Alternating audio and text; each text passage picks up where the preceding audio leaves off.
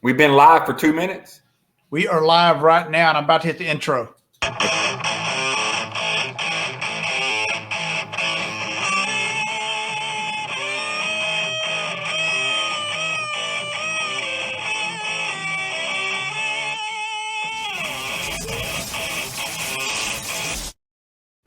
Stay tuned, stay tuned, stay tuned. I'm here with the coach, John Brent. And I'm here with the vet, Mr. N. Griffin. Finally got to do this one. I'm happy. Yes, so we've been waiting about a week and a half, 2 weeks to do this one here. But first of all, apologize for the intro was a little delayed. It scrolled down on me. I had to pull it back up. But anyway, coach, there's a missing persons ad. We need to call 911 right now because I want to know where all those mother flippers were that's in the media, that's in the freaking darn legislative elected officials and those Hollywood elites. Where is all those Me Too movement people at that craved over the chance to bring it all in on a guy that was accused for something 30 years ago that we don't even have any proof that any of it happened, where we have a 160-page document from the attorney general saying it did happen. Where are they at? The Disappearing Act. It's 100% political. And if you had any doubt that it wasn't political, this two things that we're talking about today with Cuomo and Afghanistan lets you know it is 110% political, because I have never seen the quietness, the crickets. Could you imagine if Governor Greg Abbott, DeSantis, Trump, anyone had the issues that Cuomo's had over the last 6 weeks when it comes to this? What would be? I mean, Nancy Pelosi would blow her stack. I'm going to tell you right now, I'll tell you what's her name from California? The lady that said to, go to the streets and whatever. Maxine Waters. Maxine Waters would have literally caused a riot right now if this would have been President Trump. So if you did not believe that this was political before, and you're right, 30 years prior with Judge Kavanaugh was the biggest joke ever, scratching on the doors with those idiots. Yeah, this lets you know, Vet, that this is 100% political. You know what? The Me Too movement is over. It's a joke. It's over. No one believes in it. And you know what else is over? Feminism. It's over. So I will say this is the core foundation of Me Too started out okay. But the thing that I do not like is accusing somebody and making them guilty before they have before we assume that they're innocent. We just assume that they're guilty. Right. Unlike with the Cuomo issue, is we went through a vetted process. We went through an investigation, and we had the AG come out along with his party came out. Now, not the same people from his party that were stoking the flames of the Me Too movement regarding Judge Kavanaugh. There's something that happened supposedly when he was a minor. One, supposedly the person who's accused don't even know where the flip-flop had happened at and all this other stuff. And she miraculously appeared right as he had a confirmation hearing, and just miraculously how that happens. We believe. Remember, we believe. We believe. Yes, we believe. We believe them no matter what. Just if a woman says it, we believe them. Your confirmation should go away. You should lose your job. You should lose your tenure if you're a college professor. You should lose everything just because we believe it's what we were told. Because women like that don't lie, because why would they want to lie about something so dramatic? Well, we figured it out. It's all political. And you know what? We believe facts. We don't believe emotions.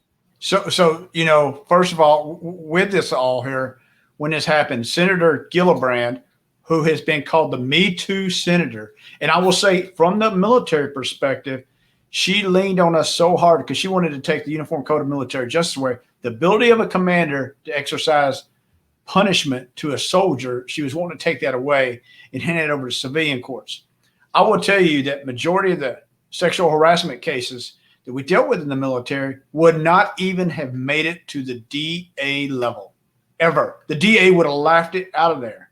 And she thought that was the alternative to go. And then later, when colleges were having problems, she didn't say this publicly. I mean, she didn't go on CNN and get in front of the camera like she wanted to. She said, why don't you go to the Army? They kind of got it going on, even though I've been crucifying them, over all this stuff. So you remember the Kavanaugh hearing. I'm talking in the morning before the hearing, We got to step in front of a camera. Get my staffer here. Get the iPhone. Hurry up, record me so I can get it on CNN. During the break, hurry up, get my staffer over here. Let's get it on the camera. After the hearing, let's get it on camera. 3 times a day, people like Senator Gillibrand, Maxine Waters, Kamala Harris, Cory Booker was on there. And then you had Hollywood elites. Alyssa Milano came and sat in the hearing, 5 seats back from his family. I guess that was supposed to intimidate him or something. I don't know. To verify, where was her education? I don't even know what she's educated in. Did she finish high school? I don't know. And I will say this is I'm all down for let's get down to the facts, but they crucified this man. And what would have happened if he did not get confirmed? He would have never done law in America again, ever. His life was over with, all because, like you said, Coach, it was political. It had nothing to do with Miss Ford whatsoever. She was a pawn in the Democratic Party's scheme is what it was. And America saw through it completely. So, and now where is all these people asking or talking about these young ladies in Afghanistan? Jesus, it just disappeared. It's silence. It's crickets. Who I hear talking about it? I hear the Europeans talking about it. I hear other countries talking about it, but I do not hear it from our elected officials, and I sure the hell don't hear it from Hollywood. I don't know. What do you think, Coach? Well, first and foremost, the Kavanaugh thing was almost where the turning point of cancel culture got on steroids. It got worse. It's like, we're just going to cancel you. We're just going to cancel like you said, if he would have pulled his nomination just because he didn't want his family to go through the crap anymore, he would have lost his job teaching. Who would have hired him, because he would have been considered guilty by the cancel culture of what they do. They just don't want you to have your day in court, really. They said, well, we should at least investigate it. They had 30 years to investigate it. The FBI had vetted this guy when he was in the court before. So, yeah, the same thing's going on now.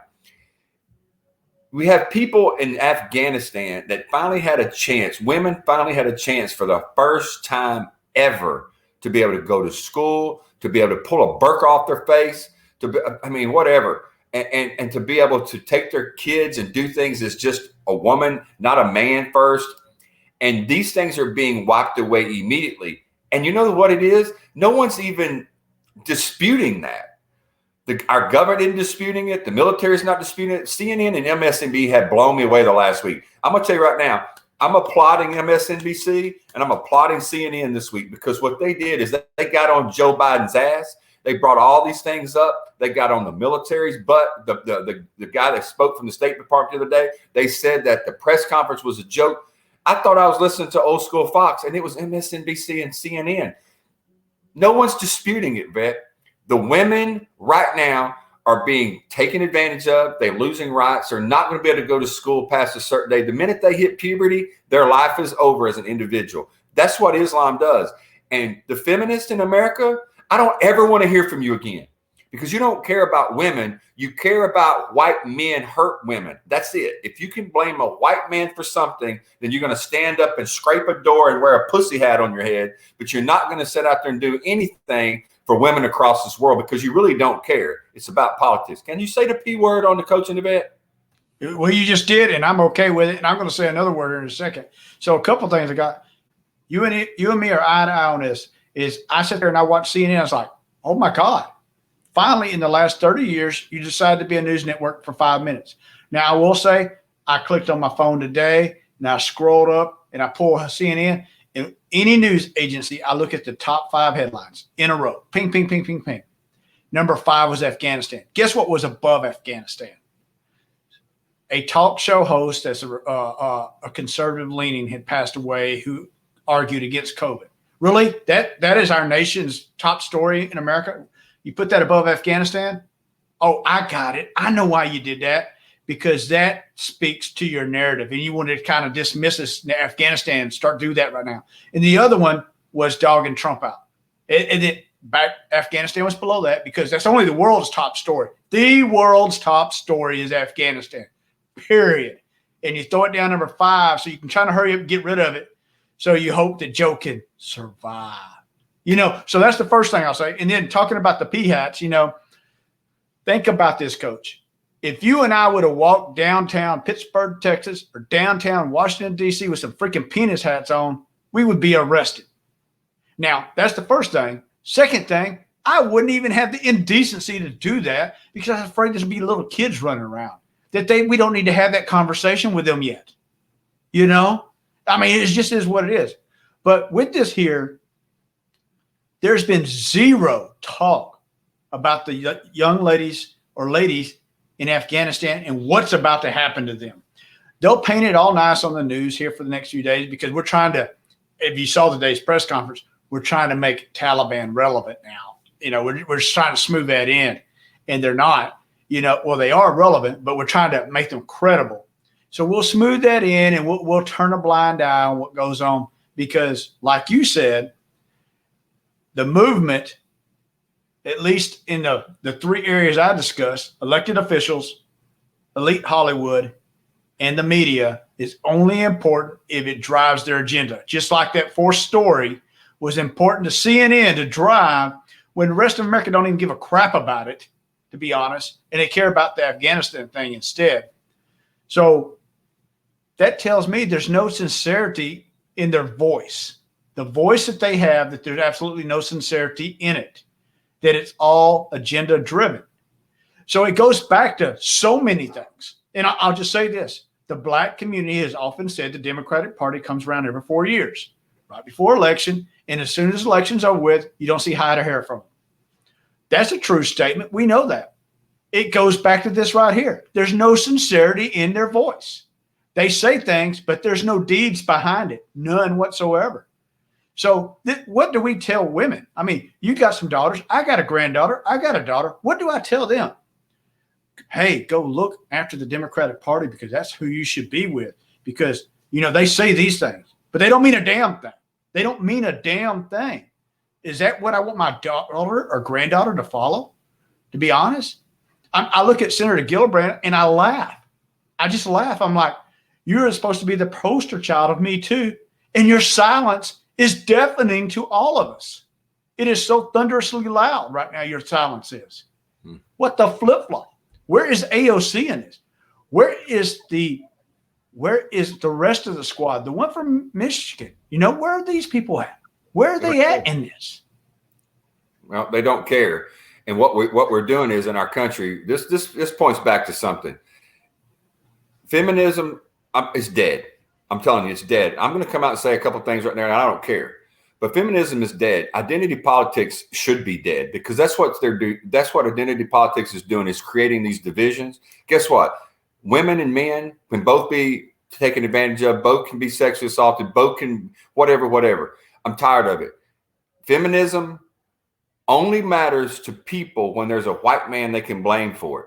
And if you think I'm wrong, the only time I can really even look at this any different was when it was Clarence Thomas and he was a conservative trying to go into judgeship.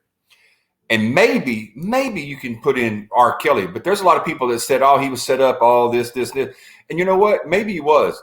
But it seems like when feminist and feminism issues come up, it's always the white man has done something to us and we need to change it.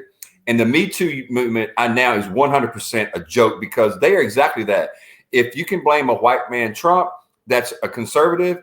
If you can blame someone like Kavanaugh, that's a conservative. Oh my gosh, they can't sleep until they make these people look bad and lose their job. But if you put it on a Democrat or you put it on someone overseas that's an Afghani or someone that's Islam, they're silent. They're silent on Cuomo. They're silent on Islam. They're silent on anyone that has any other color but white.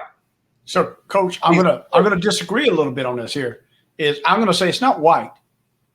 It's conservative or Democrat is what it is. It's conservative Democrat, or a Democrat can sell their agenda. Because at the end of the day, they didn't go after Cuomo because he wasn't conservative. He was a Democrat. So he got a pass. You know, he got a pass. We're going to look the other way. Can you come up with another conversation? I'm sorry, I can't hear you right now because real quick, I want to put this in with you. But Trump. Trump. Anytime that something comes up with a Democrat that does anything that's illegal, immoral, or unethical, it's but Trump did this. Trump did that. I got somebody still trying to tell me right now that the decision on Afghanistan that Joe Biden solely made against the Department of Defense is Trump's fault. No, that's not. Joe Biden owns that. It is all him. We will call it one day. It's, you know, how we pulled out of Vietnam. We'll call, don't go Biden it up. That's what we're going to go call it. Don't go Biden it up. So anyway, somebody hit me up on this about Cuomo and said, well, where are you at on this here? How come you hadn't said nothing about Matt Gaetz and all this other stuff? And I just simply threw it out there because I don't have a 168-page report about Matt Gaetz. We have an ongoing investigation. And if I don't know anything about investigations, which I do, the longer it lingers, the less there is. So you show me the investigation. It says, hey, dude, on page 142, like with Governor Cuomo, says he is found guilty of this and this and this and this and this. I ain't seen that on Matt Gaetz. So that's my deal on that. Coach, I honestly think the Me Too movement, at least from those three people that I talk about, is dead. But I do think they did some good work because the underground portion of it worked hard, I think, to help move Cuomo, you know, to get those things in motion. They just wasn't the people that was grabbing the cameras before. That's just my thoughts on it. I don't know. What do you think, Coach? Well, I look at the Me Too movement as a culture of cancel. And I look at it this way. We're canceling college speakers across the country. We're canceling people that say jokes that might be offensive. We cancel anything that might be. That's the key. Might offend someone or might be a problem or he might have done something. I just don't like the whole thing with Me Too being we have to believe you just because you're a woman. Just like we have to believe that you're a better basketball player because you're black. We better believe that you're a better golf player because you're white. I mean, it comes down to this. The stereotypes we have aren't racist. The stereotypes that we have are still wrong. And just because a woman goes out and says, you know, 30 years later or 3 weeks later, anytime, let me just put this, anytime that one comes out and says something and they have to backtrack and say, well, it wasn't because I didn't want my husband to find out or I didn't want, you know, whatever comes out. That's not the majority of them. That is a very small amount of them. But when that happens, it takes away not the credibility of just her. It takes away a credibility of all women. But you don't hear women getting involved in and going, let's indict her. Let's cancel her. Yep. And what they do is they just want to look over there, but they go back to the fact of it's conservative and white conservatives even worse that we have to look at more than anything. But if you're a white Democrat or an African-American or even Islamic, they just go like this.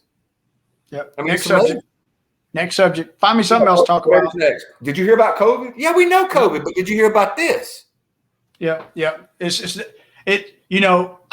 just the next subject is what it is. Is if you point the finger at a Democratic person, it's like, well, 7 months ago, you know, this happened on this day here. And where were you on that? Well, I was at my house not liking it then. I still don't like it. But right now we're talking about the current because I'm not going to gaslight all the way back to the future or back in the past to satisfy that you turn a blind eye and can't freaking address something, you know?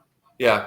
And, you know, I don't know where we're going in the future. I do know this much. Feminism that started in the 60s and 70s, the feminist movement, I can understand it.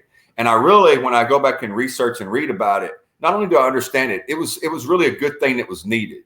But then when you actually come up to where you're getting certain things on an equal basis and you're wanting more and you're wanting more and you're wanting more, it reminds me of the crap that we had with civil rights. Yes, we had a civil rights issue.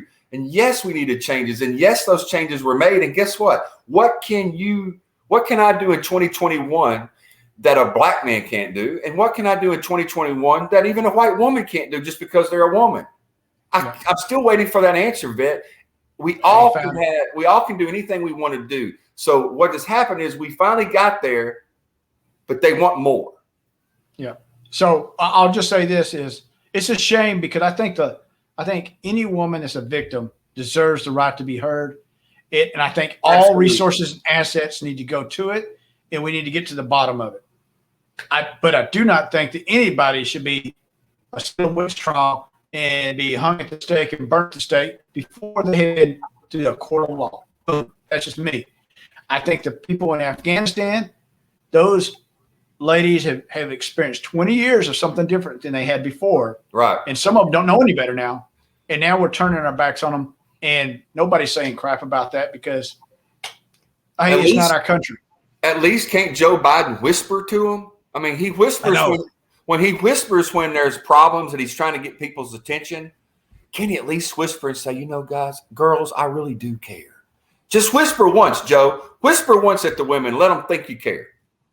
Or send the vice president to Kabul to talk to some people. Don't we have a female vice president? Yeah. I forgot. We had to send her to Vietnam because that happened 50 years ago.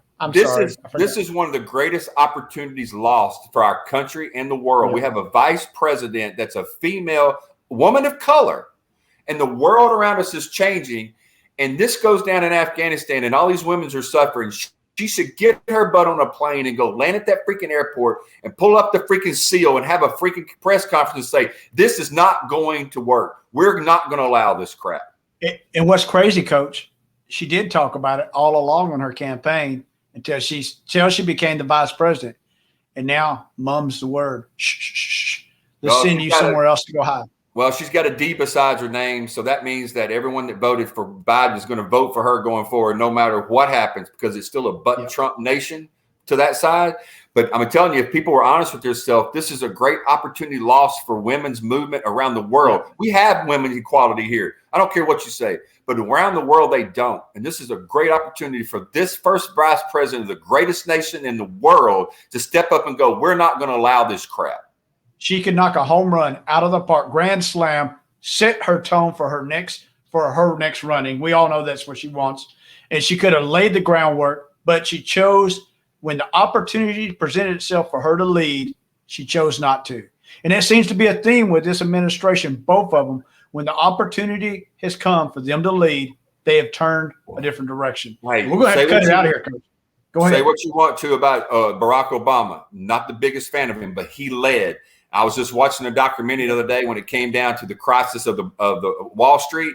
And when John McCain said, I'm going to stop my campaign and we want to go to the White House, and they actually, President Bush brought them to the White House. The difference between those two, everyone in that room said, Democrat and Republican, was Barack Obama came in and led with a plan, and John McCain stuttered. Well, these two fools are stuttering. They're not leading. Barack Obama wouldn't put up with this crap. I guarantee you he'd say something. I agree. So with that, we actually got to go because we're pushing the time limit. So I'm going to say from the coach to the vet. Stay tuned.